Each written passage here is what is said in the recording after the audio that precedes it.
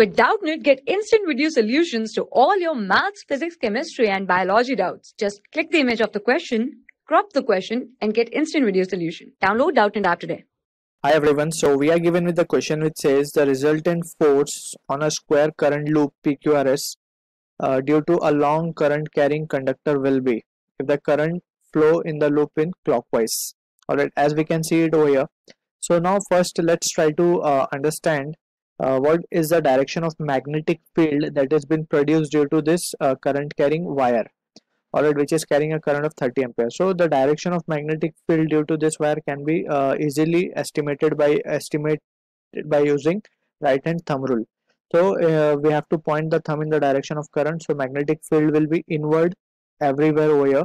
So I'm just making a cross over here. That is the direction of magnetic field is inward everywhere over here. So in every and this loop is being placed in this magnetic field. So this loop can be considered as a 4 individual wires. So we can say by right hand palm rule, we can say right hand palm rule is just used to determine the direction of force that has been acting on a conductor that is placed in a magnetic field. Alright, so this entire loop we will consider it to be as 4 individual wires. Let's say this wire has to be 1, this has to be 2, this has to be our 3rd wire, and this has to be our 4th wire. So all the 4 wire is been placed in the magnetic field, and all the 4 wires will experience a force, and whose direction can be estimated by using the right hand palm rule. So what right hand palm rule exactly says, we have to point the thumb in the direction of current. So for example, let's say we are interested in finding the direction of force on the loop PS. So for that we can first see the direction of current is upward, so we have to point thumb in the direction upward, and our finger should point in the direction of magnetic field, that is inward. So face of palm will give the direction of force, that is this way. So this is the direction of force we are getting over here. So let's say this is our F1 force. Similarly, for here it is F2 force outward, here it is F3, and here it is F4. Alright, so these are the direction of forces we have calculated. Now as we can see, PQ, and that is 2nd wire and 4th wire. So we can write force on wire 2 is equals to force on wire 4. Alright, in terms of magnitude we are saying both are equal in magnitude, but as we can see they are opposite in direction. So we can say F bar 2 it can be written as minus of F4 bar, because both are in the opposite direction in terms of vector we are writing. So we are writing this because we can see the distance PQ and distance SR everywhere on the PQ. Wherever if we check, let's suppose that at this point whatever the value of magnetic field will be there at this point, same value will be there on SR on this point. Alright, so we can say the forces that is been acting on PQ and SR will be equal because they are equidistant from the current carrying conductor. So we can say this can be further written as F2 bar plus F4 bar, that is equals to 0. So this both, that is PQ and SR, will not contribute into the force acting on the loop. Alright, so this we can now we are left with the segment, that is wire PS and QR. So first we will take PS, and rest of the thing we will neglect.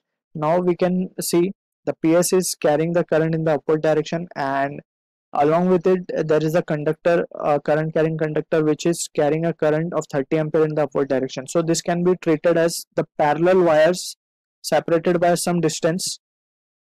So we can write force acting on this.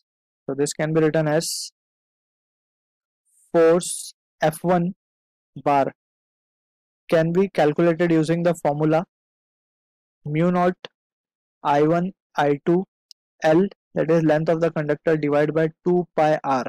If you suppose that this current is I1 and this current in the loop is I2, so here is the formula of force that is been acting, that is F1.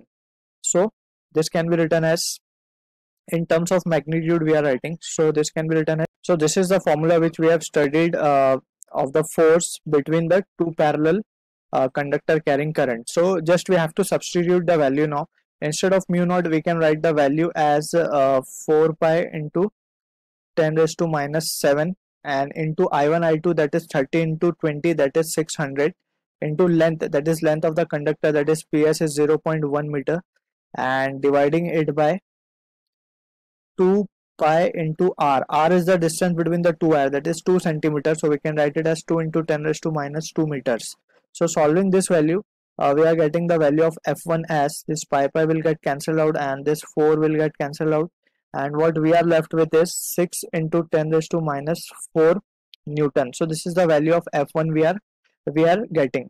Now in the similar way we will calculate the value of F3. So now we can write for F3, we will again use the same formula, mu naught I1 I2 L divided by 2 pi r, but here we have to be careful, r will be different now, that is between the conductor and this QR wire the distance will be 2 centimeter plus 0.1 meter. So only the difference is that, so we have to again substitute a value, that is 4 pi into 10 raised to minus 7 into again 600 into length has been given as 0.1, and dividing it by 2 pi into the distance, that is 0.1 meter plus 2 centimeters, so it comes out to be 0.12 meters. Alright, so solving this value we can get the answer as, it comes out to be 1 into 10 raised to minus 4 Newton. Just we have calculated the direction magnitude of F1 and F3. Alright, so therefore we can write the value of F net on the square loop can be given as F net equals to F3 minus of F1. Alright, so just we have to subtract this value and we can get the answer as 5 into 10 raised to minus 4 Newton. So this is the net force or the resultant force acting on the block PQRS. So this matches with option D. So I hope you have understood the concept, and thank you for watching. For class 6 to 12, IIT JEE and NEET level. Trusted by more than 5 crore students. Download Doubtnut App today.